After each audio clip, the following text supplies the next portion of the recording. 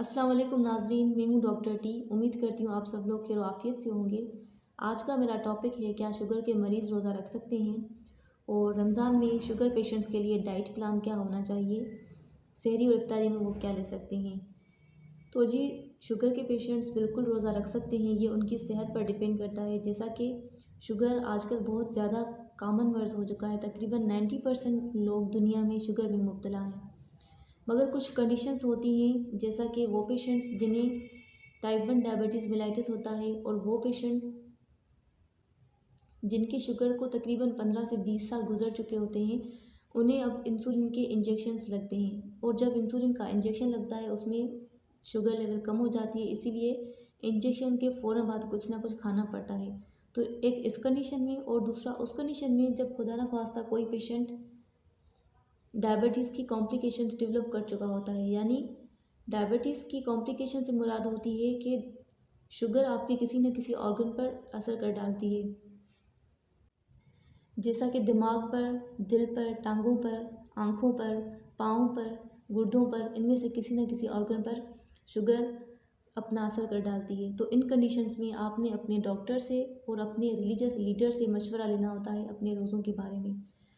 और फास्टिंग में diabetic patient में कभी कभार शुगर बहुत कम हो जाती है, या फिर कभी कभी बढ़ जाती है, मगर शुगर लेवल का कम हो जाना बहुत ज़्यादा कॉमन होता है। और शुगर को कम होने को हम मेडिकल टर्म्स में कहते हैं हाइपोग्लाइसेमिया। जब आपकी शुगर 70 मिलीग्राम पर डेसीलीटर से कम होती है तो उसे हम कहते हैं हाइपोग्लाइसेमिया। और इस कंडीशन में आप थरथराने लगते हैं, आपकी हार्ट की जो धड़कन है वो इंक्रीज़ हो जाती है, आपको भूख लगती है, पसीने आ जाते हैं, कन्फ्यूजन सी हो जाती है, यानी अचानक से कोई परेशानी सी महसूस होती है, आपको चक्कर आने लगते हैं।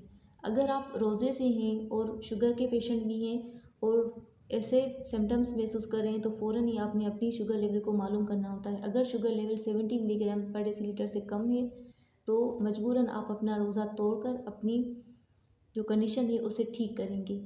और हाइपोग्लाइसेमिक कंडीशन को ठीक करने के लिए कोई ना कोई ऐसी चीज़ खानी पड़ती है जिसमें कार्बोहाइड्रेट यानी निशास्ता बहुत ज़्यादा हो। वो चीज़ें जिनमें निशास्ते की कंसंट्रेशन ज़्यादा होती है उनमें आपके सैंडविचेस हो गए, ब्रेड वगैरह आप खा सकते हैं। और आप सीरियल्स खा सकते हैं, 1 बाउल ऑफ सीरियल, इनमें से जो भी सीरियल्स आपके पास अवेलेबल हो वो आप ले सकते हैं। या आप कोई ऐसा सॉफ्ट ड्रिंक इस्तेमाल कर लें या कोई जूस इस्तेमाल कर लें जो मीठा हो। और इसे खाने का तरीका ऐसा होता है कि आप 15 ग्राम्स उस चीज़ के खा लेंगे जिसमें बहुत ज़्यादा कार्बोहाइड्रेट हो, और 15 मिनट बाद आपने अपनी शुगर लेवल को मॉनिटर करना होता है। अगर फिर भी आपकी शुगर लेवल 70 मिलीग्राम पर डेसीलीटर से कम है तो एक दफ़ा फिर आप वो चीज़ 15 ग्राम्स खाएंगे।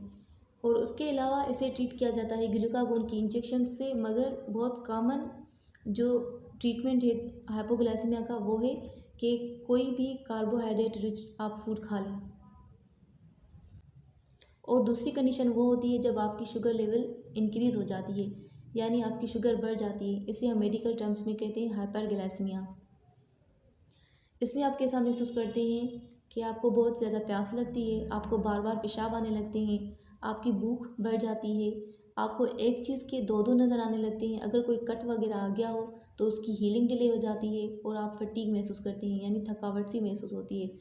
अगर आप रोज़े से हैं और आप डायबिटिक पेशेंट भी हैं, ऐसे सिम्टम्स भी आपको महसूस हो रहे हैं, तो उसी टाइम आपने अपनी शुगर लेवल को मॉनिटर करना होता है। अगर आपकी शुगर लेवल 200 से बढ़ गई है तो आपने फ़ौरन ही इस कंडीशन को ट्रीट करना होता है। अदरवाइज़ ये जो पेशेंट होते हैं हाइपरग्लाइसेमिया के, ये डीकेए में चले जाते हैं, और फिर उनका जो ट्रीटमेंट होता है वो हॉस्पिटल्स में होता है।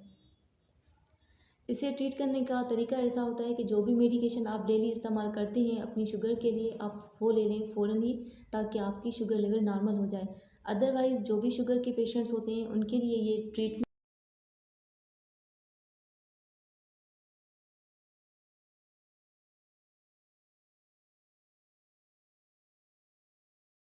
है कि जो भी ट्रीटमेंट आपको डॉक्टर ने सजेस्ट किया है, इधर वो इंसुलिन हो या फिर कोई मेडिकेशन हो, वो आप टाइम पर खा लें।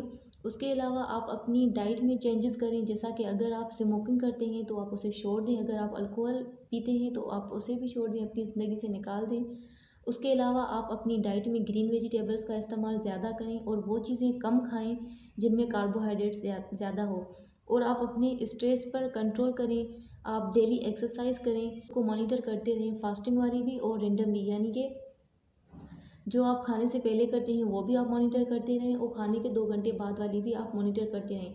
उसके साथ साथ आप अपने आप को हाइड्रेटेड रखें, यानी पानी का इस्तेमाल ज़्यादा करें। अब जी आ जाता है कि आपने सहरी में और इफ्तारी में क्या खाना चाहिए ताकि आपकी through out the day sugar level normal रहे।